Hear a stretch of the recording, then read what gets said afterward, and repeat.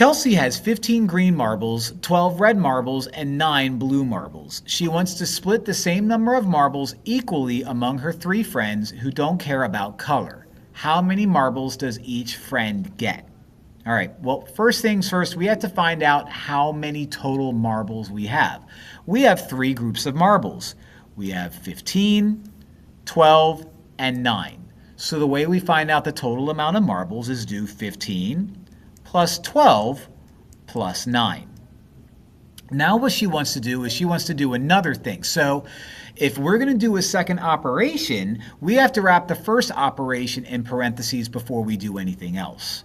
If she's going to divide amongst her 3 friends, she's going to divide that whole thing by 3.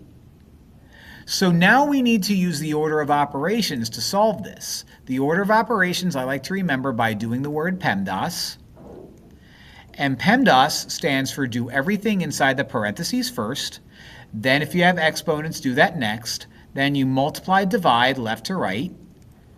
Then you add or subtract left to right. Now, let's see what we have. We do have parentheses, so we're going to do everything inside the parentheses first. Now, we have 3 things inside the parentheses, so we're going to do PEMDAS within PEMDAS. So first, we're going to do 15 plus 12, and 15 plus 12 is 27. Drop down plus 9, and then drop down that divided by 3. Now we're still inside of our parentheses. So we have 27 plus 9, which is 36. So I'm going to write out our parentheses, and inside the parentheses, I'm going to write out 36.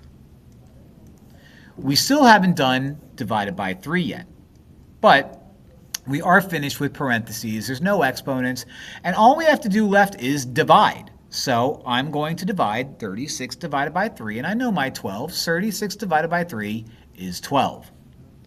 So the question that's being asked is how many marbles does each friend get? Well, I'm going to answer using words, or at least a word.